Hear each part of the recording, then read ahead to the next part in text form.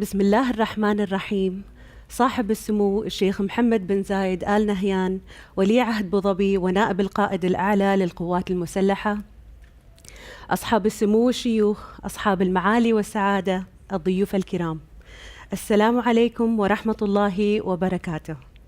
اسمحوا لي بداية بالتعريف عن نفسي. أنا عايشة يوسف البلوشي، رائدة أعمال وأخصائية العلوم البحرية والبيئة، وإنه لشرف لي أن أتواجد معكم اليوم وأن أتولى مهمة إدارة هذا الحوار المشوق بعنوان الغذاء في ظل التكنولوجيا الرقمية، الثورة الزراعية الرابعة من الدكتور كاليب هاربر. والآن اسمحوا لي أن أكمل حديثي باللغة الإنجليزية.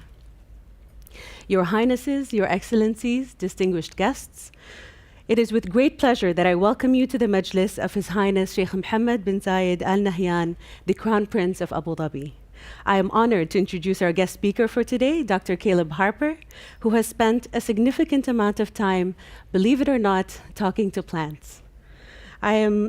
He is the principal investigator and director of the Open Agriculture Initiative at the MIT Media Lab. He leads a diverse group of engineers, architects, and scientists in the exploration and development of high-performance urban agricultural systems. His research focuses in the areas of control environment design in agriculture and is a convergence of biological and digital technologies where he uses artificial intelligence, gene editing, actuated sensing, and control automation in food production. In essence, Caleb is somewhat of a plant whisperer who can get plants to grow and taste exactly as he wants them to, where he wants them to. His group is developing an open source agricultural hardware, software, and data common with the goal of creating a more agile, transparent, and collaborative food system around the world. His work has been featured by Time, Wired, The Economist, and TED.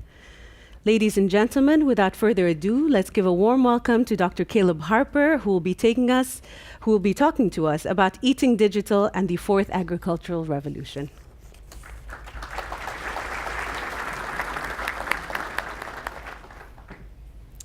Your Highness, Your Highnesses, Excellencies, ladies and gentlemen, and future farmers. Thank you for having me here. I'm so honored. And from the bottom of my heart, thank you for letting me talk about food a few hours before you end your fast. So, as was mentioned, I'm from the MIT Media Lab, very strange place on campus. We've invented things like Guitar Hero, like digital ink for your Kindles, but also the latest advances in neuroscience and in prosthetics. But I'm here to talk about food.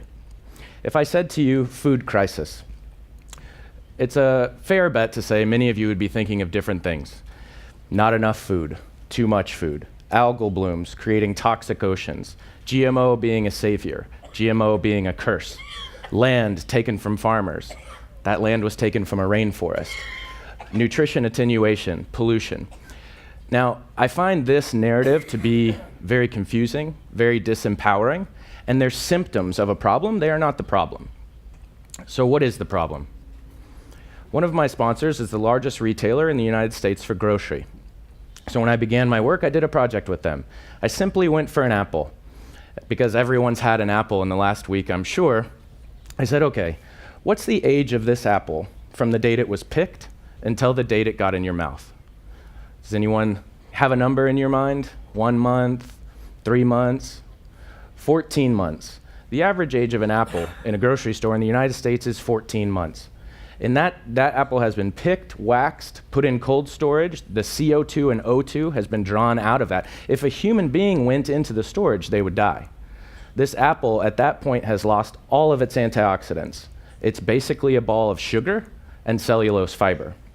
So this point is, our system has been amazing for what it was designed for in the 1970s. More cheap food. It has not been designed for more nutritional, more sustainable food. And that's going to change. This one may be hard to read, so I'll just explain it. I think the Secretary of Agriculture of the United States is now not happy he shared this slide with me, the former one. But there was a study in the United States on government policy related to food, what people would support or oppose. And you can imagine people love to fight, and so a lot of these things are very well known. But the one that's in color, it said mandatory labels on food containing DNA. Any laughs? Any laughs at all? Everything once alive contained DNA.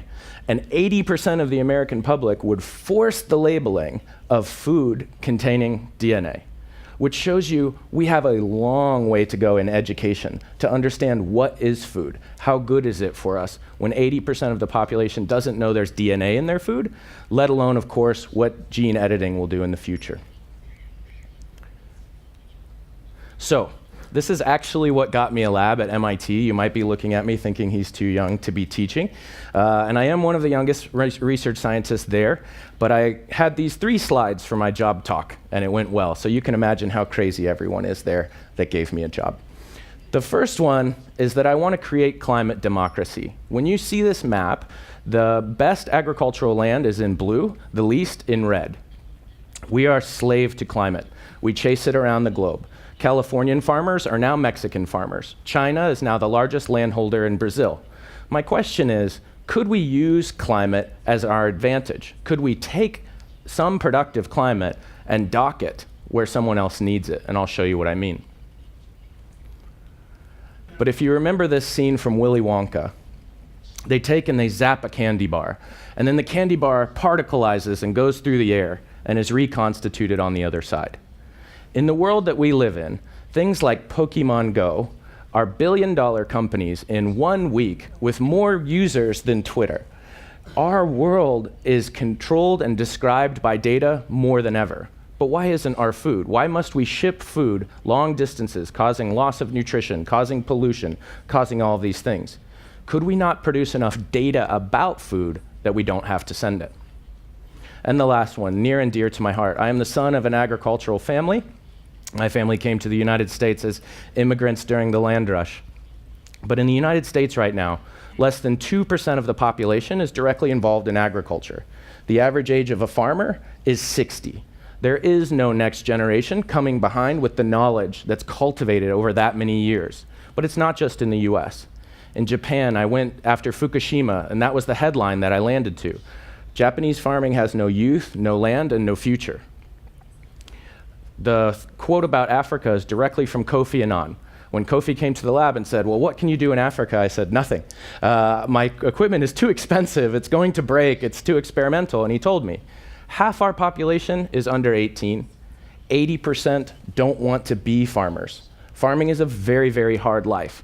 They are leaving the rural areas, they are going to the cities, and they need something to do. So to get a young person engaged again is very high on their list. So I thought, great. I'm going to make some tools. I was the generation that was first on the internet. I understand things like that. I did very weird things on the internet. I'm glad I grew up. But I knew that we needed tools if we were going to engage young people, and they needed to be new tools. So I started developing things like this about 6 years ago, and you may have seen similar things. But I thought the most interesting thing in here, there's a lot of technology, and we'll talk about that. But we would have a harvest once a month from 30 square feet inside of the Media Lab. Bright white roots, deep green colors. Is this a new model for a grocery store, for a restaurant, for a cafeteria? I'm not sure. But it is the first time anyone in the Media Lab ever ripped the roots off of anything. This was an experience that got people excited and engaged, and all of a sudden I had roboticists saying, well, a robot could rip the roots off. And I had algorithms experts saying, you know, if you wrote a little algorithm about this, it might be a little bit better. More importantly, I learned something fundamental. I would have the harvest, and if you're a farmer and you grew something and someone doesn't eat it, you don't throw it away. You wait until the next day and you serve it again. But I have a very strange tongue now. I've eaten lettuce way too much, and I can sense pH within 0.1. And so the next day I would eat this leftover lettuce, and it would be incredibly sweet. So I got mad at my students. I put up security cameras. I thought they were doing something wrong. And it turns out I was just a technologist falling backwards into plant biochemistry.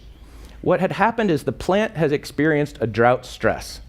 And the drought stress caused it to biochemically defend itself. The plant was trying to survive a drought. And by trying to survive, it tasted sweeter to me.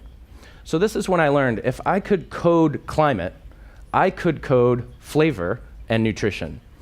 I thought more people should be able to do this, and I knew they wouldn't all have the same closet that I did in a really weird part of the Media Lab that actually no one knew what I was doing there for a long time. So I built this, which was a farm meant to travel around the world. Inside of this farm, there are 30 points of networked sensing per plant, things like CO2 and O2 and temperature and humidity. If you know about the genome or genetics, I'm talking about the phenome or the phenomena that surrounds genetics. If I had an identical twin, but he ate a little bit differently, he worked out a little bit more, he didn't lead such a stressful life, he would certainly look a bit different than me and probably taste a little bit different. It's the exact same thing about plants. This is why people say, oh, that tomato from Tuscany on the north side of the slope with the little cow next door, that's the best tomato. But it's actually the tomato surrounded by the phenomena that cause it to express the beautiful flavors that you enjoy. And so inside of this lab, we're designing climate. We're also doing a lot of other fun things. What you're looking at right here is something called high-pressure aeroponics. It was designed by NASA for Mir Space Station. It's very expensive to send water into space, so they thought we need to be as water efficient as possible. So they created this system where you create a cloud in a box, and so we designed it a few years later here on Earth. It grows about 90% less water. This broccoli grew 5 times faster than you could in the field. And I did many, many different trials of this with broccoli, with strawberries. And then I got curious. I kept getting the same seed from different people. So, well, why can't I get a different variety of tomato? And they said, well, there are only 4 varieties of tomatoes that we eat in the United States. I said, well, there's got to be more than 4. So I went to the Svalbard Seed Bank, which is, if you don't know, the world's post-apocalyptic seed bank.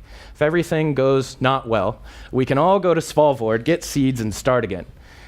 These tomatoes hadn't been grown commercially in 150 years. Why?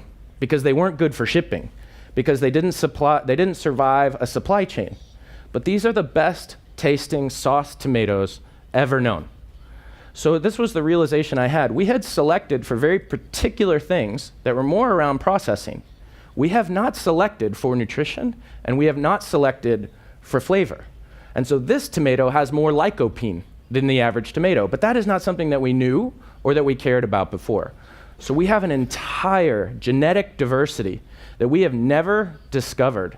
And that's why I think I'm an explorer for National Geographic, because I explore these gene banks and say, what do they have inside of them? What could they be in the future? I even do cotton, which is quite strange. People would think, why cotton? It's such a big crop. But my sponsor for cotton told me that the best quality cotton comes from Iceland. And that blew my mind, because how could cotton come from Iceland, a cold place I'd never been?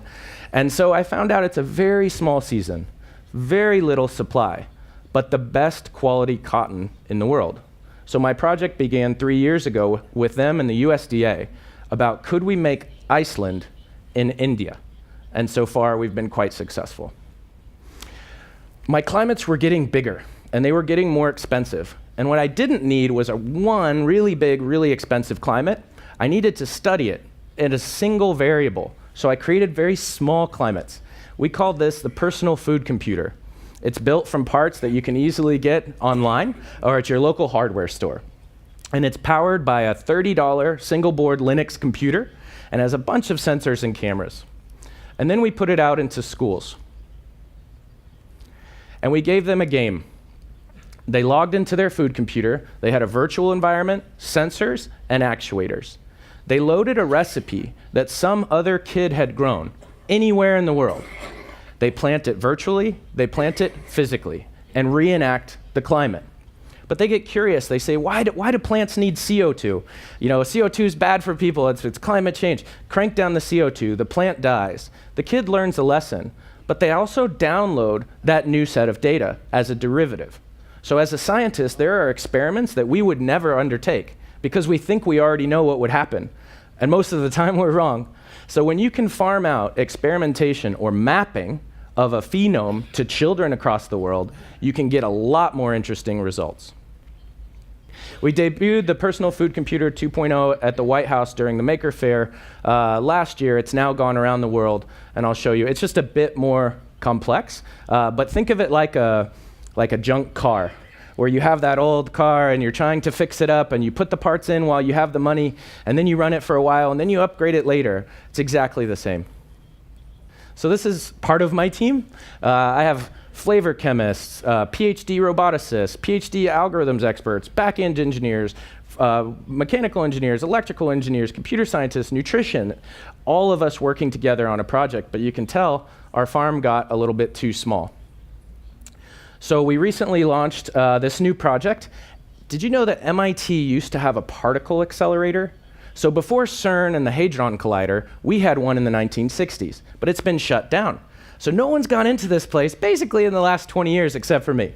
And so I'm building a farm inside of an old particle accelerator for some very simple reasons. There's 10 megawatts of power. There's a 100 gig Ethernet connection to the internet. These are things that you cannot find anywhere else in the world. So currently, we're in the process of raising funding and building the world's preeminent control environment facility. So I've talked a lot about machines. Now I'm going to talk about the data. If you know about the Human Genome Project, we operate something we call the Open Phenome Project, which is linking environment to gene expression. So some of the data next that we gather. Atmospheric data, very simple. This box was actually built by a 6th grader, believe it or not. It does all of that data recording every 8 seconds. This is a passive, cheap source of information. We also record what was in the water. When people say, but the terroir, we unpack the word terroir, which means minerals, microbial content, water, oxygen, and carbon. In this, we use a spectrophotometer that looks at all the minerals inside of the water so that we see what the plants uptake, what's in them now. We also go forward and we sequence the water. No time in human history has it been cheaper to do sequencing. To do an entire plant from root zone to tip, it cost me about $150. What you're seeing is the bottom Petri dishes are very packed full of microbes and bacteria. That's the root zone. That's like our stomach. Then you see in the middle the tissue. The tissue has some microbes and bacteria, but not a whole lot. And then the top is the leaf surface. The leaf surface is basically sterile. So what this should tell you is all the action is in the roots. And so we sequence that and we compare it to soil microbiomes. And we say, hey, what was in soil? What's in the water? What should be here? What shouldn't be here? And what will make the best plant? By the way, this was the first time in the world that anyone had ever sequenced a root microbiome in an aquatic culture, and we didn't even know. We just did it because we knew we needed to. That data is very expensive. So we try to create cheap sources of data. What you're seeing here is a computer vision algorithm watching our plants at all times. We call it the farmer's eye. It's counting the plants, it's calculating mass, it's looking at color differentials, and we're linking that to all the other data sets. Eventually, we won't need all the expensive data sets, we'll only need cheap cameras. This is done with a $20 webcam. We also use spectrometers. People right now want to know what's in their food. Very hard thing to know. You hear the label organic, you think that means better, and you pay 3 times as much. Not necessarily the case. So we use these, which will become very small in the future, where you scan your food, it says what's in it, how good is it for you, and you learn a lot more. We also use gas chromatography and mass spec. This gets you down to the chemical levels of the plant. If you're trying to decide how good something is, unless you're an expert taster, you might want to rely on some analytics.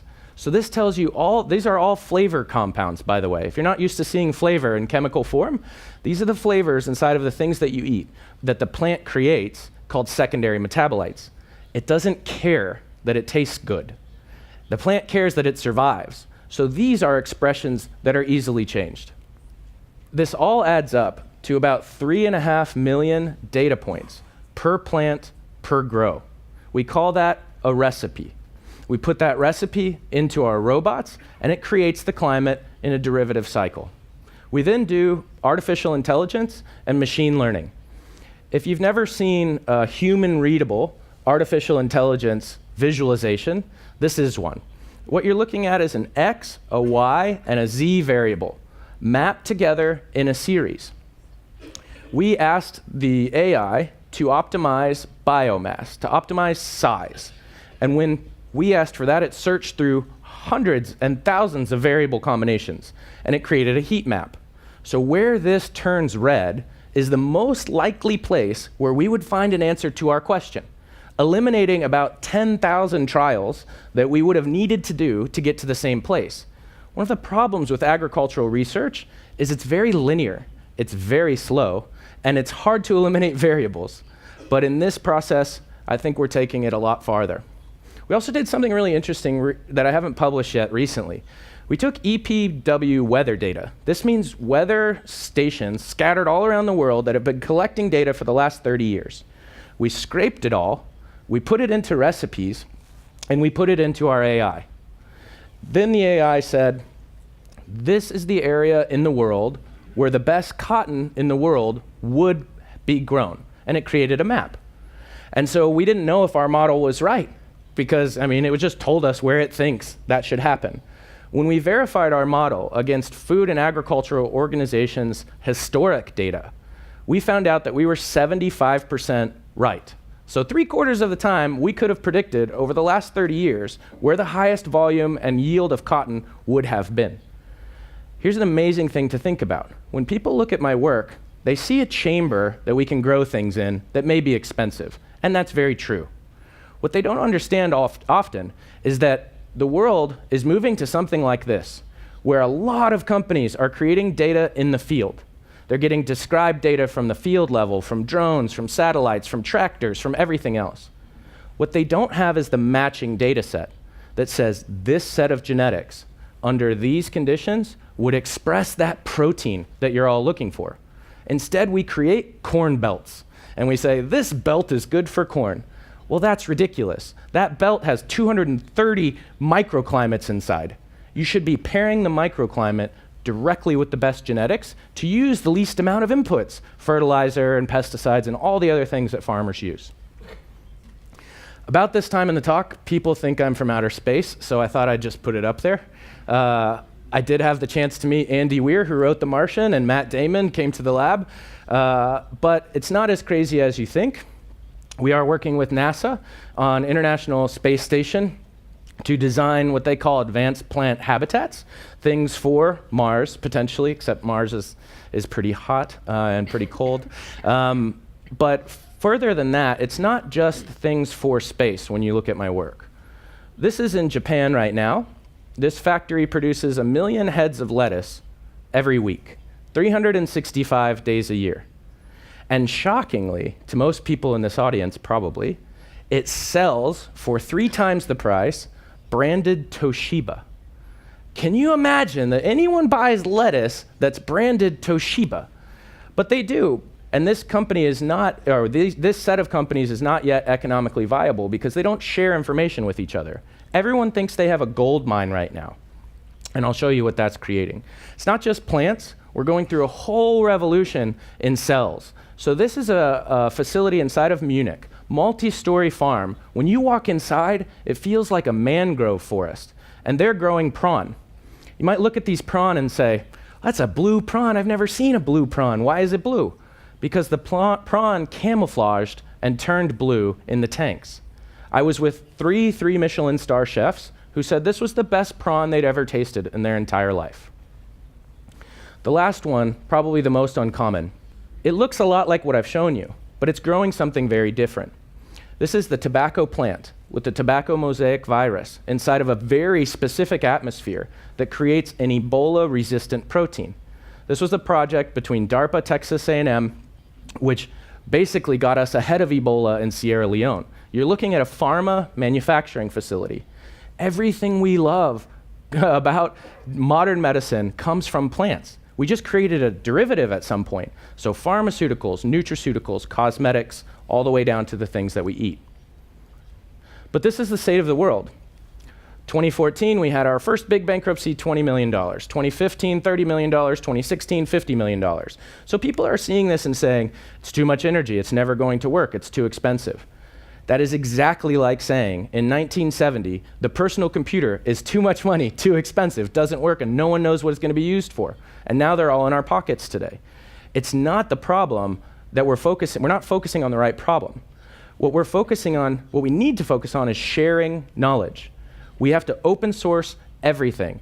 And it may sound a little bit counterintuitive, but all of the biggest businesses are doing it now. So Tesla open sourced their patents because they needed people to know how the cars work so that they'll create road infrastructure. Facebook open sourced two of their best assets, TorchNet, their AI, and TensorFlow. These are now available for free for anyone to use. And of course, we can see what Human Genome did. The open sourcing of information paired with a network can create fundamental life science change. So this is what we've done. We put it all out on the internet. It was actually quite easy at first. We put it out on Wikipedia. We told people how to build our tools. We gave them the code. We wrote tutorials as best as we could. And we created a little community. All of a sudden, people started to gather from everywhere around the world to share knowledge and information. And so, in fact, this morning, or last night, when I was putting the presentation together, much to the dismay of the organizers, I found out that there's 2 people here in the UAE already building our systems. I guess a few weeks ago, I landed in Bahrain. I got met at the gate by 2 young people already building our systems. They call themselves homebrew food computer clubs. If you remember the 1970s of homebrew computers, it was weirdos in their basements, in their garages, making things that no one understood. That is us right now. And you have folks here, some of your best and brightest from Masdar, from London School of Economics, doing the same thing. We've also invented a few fun interfaces for people that don't know to code. So what you're seeing happen right now is someone is building a climate without knowing how to code. They said, turn the lights on for 1 second, turn the lights off for 1 second. They can build it out in what's called Scratch, and then they press play, and it creates a new climate for the computer. So it's fun for kids, but it's also equally fun for adults who don't want to go to the command line and write in code. We operate camps like this for students around the world that come together, that build these machines, that take them home, and then start their local clubs and chapters. And then I started getting videos pour in from all over the world, and these are kids that I never met. They said, we downloaded everything, we've been building your machines, and we have tons of questions. And I said, please don't email me. Please email each other. I can't possibly answer all of this. We've even put machines, this is with the World Food Program and the UN in Jordan, in a Syrian refugee camp. So we have started to put the technology into the hands of things like humanitarian relief. So in those instances, it's been interesting because it's not about the food that comes out of the tiny box. They chose to grow things they missed from home. It's about culture. It's about identity. It's about making them feel like people that can be productive. So in 1 year's time, with no funding, we gave no one any money. Our machines have been built now in 30 countries across the world, are actively being built in 41 with over 1,000 people. You can imagine between all these places, we have no language in common. We only share the language of code. People come together, build these machines, start chapters, work with each other, advance the science and technology, and in the background, they're creating a data set that the world has never seen. It will hold truth for agriculture, for plants, for science that we don't even understand yet. I'll close with this. This is the world based on the WHO 2015 data of what countries are food secure. Any country in a color of red, assume red is the base layer. Any country in a color of red is considered food insecure, which means it doesn't produce enough food in its national boundary to feed its domestic population. Check out that map. It's 80% of the world. And then over the top of that, the countries in purple are countries that are food insecure and being used to produce food in other countries. Check out Mexico and the United States, of course, Brazil and China and so on. Overlaid over that is the Industrial Revolution. These are all the ways we distribute food based on the last agricultural revolution. And so if you've ever taken a flight, let's say, well, I just took a 14-hour flight. Imagine your food taking that amount of time. When you harvest a plant, between the time it's harvested and gets in your mouth, that's how good it is for you. So the longer that cycle, the worse the nutrition. And so this is my future version of the world, or my vision of the future that we've started to build. It's maybe a little bit, oh, good, you can see it there.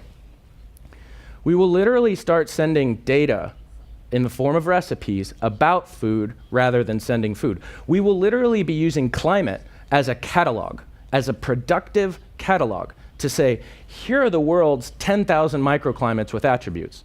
And here are the 10,000 genetics that people need to eat that are very, very good for them if produced with this kind of phenome to express its genetics to create nutrition and flavor for us. The last slide. So food right now is a very controversial topic. People tend to camp off very easily. GMO, non-GMO, organic, conventional, small shareholder farmer, big farm. You know, you should be eating from a boutique farm. Oh my gosh, boutique farms don't feed cities. This is not the future, to argue and camp off. The future is about creating tools that network the next 1 billion farmers to simply ask and answer the question, what if? Thank you.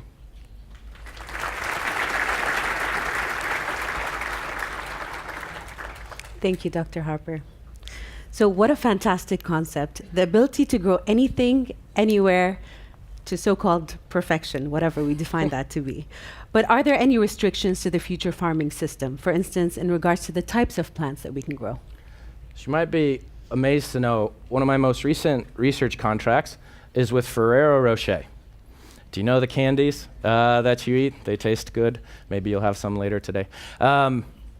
There's a world blight on hazelnut right now. And so they came to me and said, will you grow a hazelnut tree? And I said, no, you're crazy. I mean, even I have limits. But I realized there is no physical limit. So we're now building what we call a hazelnut computer. It's to gather data about hazelnut trees so that then they can look in the fields in Turkey to see where they're coming from to analyze what's the yield going to be like. So there is an economic limit. You couldn't necessarily have an orchard of hazelnut trees in a box. But there is no physiologic limit. This is just like a greenhouse. This is another derivation of agriculture where, yeah, basically anything is possible. Great. So farming is one of the oldest professions in the world. How do farmers, quite a strong lobby group in some countries, feel about urban farming? Does it compete with or does it complement traditional farming? And how can we shift perceptions on this matter, especially when the soil quality in most parts of the world is degrading and could use a much needed break? So, being the son of an agricultural family, I get asked this question quite a lot. Do your parents hate you or love you? My parents love me, as all parents should. But there's a kind of a dialogue being set up between conventional farmers and let's call it, control environment farmers. That's so small and expensive, it'll never work. And the control environment farmers say, you're so wasteful and contaminating, you're obviously not the future, and then they fight. This is totally wrong. It's ridiculous. It's going to be an absolute complement. So we'll need more land than ever to grow food, so the conventional farmer is going nowhere. We're going to have corn, soy, wheat, rice, grown in huge amounts in places in the world. But let's say 30% of your diet in a future city, 30 to 40%, the part that suffers the most in transportation will be grown either urban or peri-urban to your city, so that it's harvested and in your mouth in 30 minutes or less. Oh, and the farmers, frankly, they love having young people engaged again. I was part of this thing called Future Farmers of America. There were like 3 of us in the class. So to have a class full of kids, new and excited, with all of their digital interface at their fingertips saying, I want to be a farmer, you bet they're kind of proud of that. All right, we have a question from the crowd, from one of their highnesses. So you spoke about the hazelnut tree, yeah?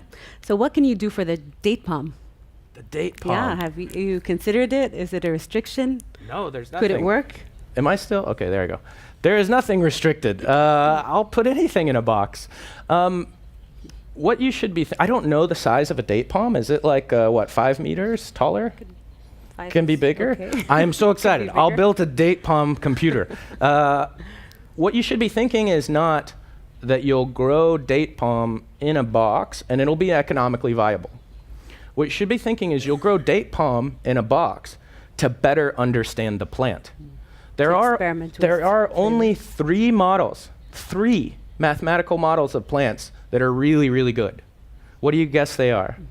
Tobacco, corn, soy. There's an OK tomato plant model. To know more about your plant is the greatest quest right now. I mean, I'm an architect and a structural engineer by training.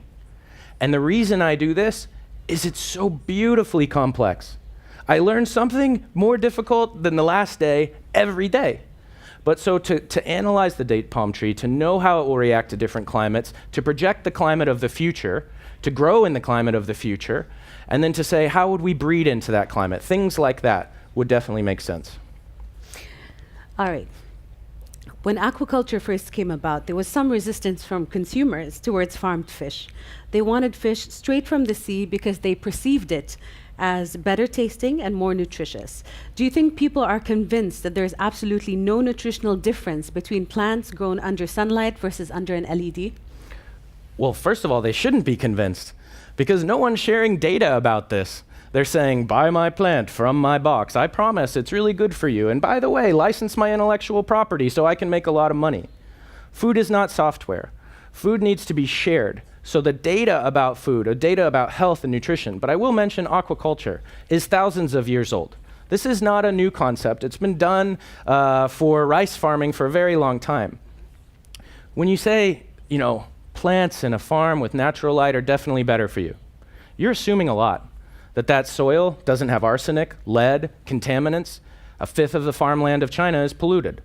You're assuming many things. And just to unpack something, when you think about my work and you think about what's natural, it's an interesting thing, natural, because farming is not natural. People living in societies of million-person cities is not natural. Farming has always been a conversation between the natural world and the human world and our needs. And so when I look at the plants and I see from LED light, they need a certain amount of light that's called photosynthetically active radiation. It's a big word, but all it means is red, blue, far red. They don't use anything else. So from the plant's perspective, we are giving that plant everything it wants. But it looks very strange to us, but it's only 10% of the energy. And so we're just evolving a new conversation with plants. We're becoming more intelligent co-partners with them so that we can ask for the things that we need. All right. Dr. Harper, one of the most exciting things for me about this technology is the ability to experiment with, customize, and tailor the flavor of food, which is huge, especially for the culinary arts. Tell us more about your experiences in this regard. Oh, this is one of the most fun things. So I work with a ton of chefs all the time. One of my first visits was the father of molecular gastronomy came to my lab, and he immediately stuffed his face inside of the basil. And he said, I just wanted to see how it smelled, because I don't believe, this stuff out of the hydroponics, it always tastes bad. And the reason it tastes bad is we don't apply stress correctly. Plants have to be stressed, or they don't create these other flavor chemicals. And so we are learning our way through that. We're creating a conversation. I work with Restaurant Noma. My flavor chemist is from Restaurant Noma, which is the most, arguably, of course, one of the most famous restaurants in the world. And that's because if you can tell a chef, you can have flavor from seed, not from adding a bunch of stuff on top of the genetic material that you get, but literally you can have a signature vegetable, one that no one else likely will be growing anywhere in the world. Well, you can imagine the chefs get pretty excited. Great. So future farms are very much reliant on technology, but what happens when technology fails? So what systems do you have in place to ensure that your operations are foolproof? None. No. You know, we're MIT. We don't build technology that fails. No. So I think it's a very interesting question. And it's a lot about resource management. So actually, I was asked to think about a concept for the UAE for growing. And I came out and visited, and I went all through a bunch of greenhouses that were really, really hot. And I sat there, and I had a crazy thought. And I said, well, the number one energy use in vertical farming or control environment ag is heating and cooling. It's not light energy. People see the lights and they say, oh my gosh, you should use the sun. But that's really like a tenth of the cost. It's heating and cooling. So in a situation like this, if you build something above ground and the technology fails and it's cooling, everything will die within a couple days, easily, because they've been bred in a very, let's say, posh lifestyle. Now in the UAE, perhaps you should bury it. I know burying things is expensive, but burying things gets down to a lower ambient temperature. So if you're, let's say, 20 meters under the ground, I have no idea if this is ridiculous or not, but if you're down there, the average temperature is probably closer to like 18, and constant. And so if you do have technological failure because your solar panels that are on top are not gathering enough sun, You will have an energy bank called a thermal bank. And you will have put that energy into the ground and it will come back into the plant. So I think there's a lot of nuanced ways to work through that problem. But again, the biggest problem is no one's telling anybody anything. And this is why everything about our work is open source and free to the world. You download it, you use it, and hopefully we start to make better progress. Okay. So we've been getting a lot of questions from the crowd.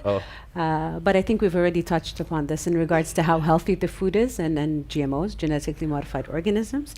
Do you want to speak a little further on that, or shall we take one more question? Sure. I will preface this with, I will speak plainly about the truth of science when I speak about GMO. And I hope it's not offensive. But I recently keynoted at the Nobel Prize, and the first sentence out of my mouth was, everything you've ever eaten is GMO, and nothing about farming is natural. And this caused a big commotion, because if you think about it, we've been selecting genetics since we domesticated plants. We've then been trait selecting. If you look at the ancestors of all the things that we eat, they look nothing like the things that we eat today.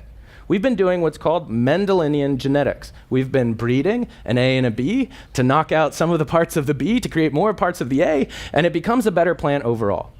The difference is right now, technology in that area is moving at light speed, and no one understands it. We have something called CRISPR. CRISPR can go in like a computer program, and for no cost at all, edit a genome. Now, think about that. Used to take 20 years, 50 years of breeding, of agronomy. We can now do in 10 minutes in the lab. But the big questions really aren't editing in genome. If you take corn and you edit some attributes of corn, that's what we've been doing for a long time. If you take a frog and you take some of the frog and you put it in the corn, this is something you should be very concerned about. This is not something that they're doing right now in all of our food. There's 150 Nobel laureates that have signed a petition that say GMO does not present any human health side effect. And that's because we don't take genetics in and then they don't become part of our genetics. We take in the things that those genetics caused in terms of nutrition or flavor. So the big problem with GMOs isn't around the genetics going inside of us or the genetics spreading. It's really much more around the fact that, do you know that we've only created one GMO for nutrition? GMO is 40 years old. How could it be that we never thought to edit with the goal of nutrition until 2 years ago, golden rice? Or that we never edited for flavor except for once, something called the flavor saver tomato?